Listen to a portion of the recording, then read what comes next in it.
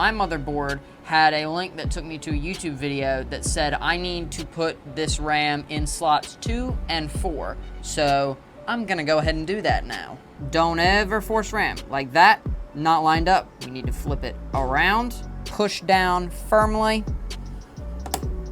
applying equal pressure to both sides. And like you heard there, you should hear a clip from both to make sure that the RAM is completely inserted. Then take your other stick and once again, push evenly on both sides.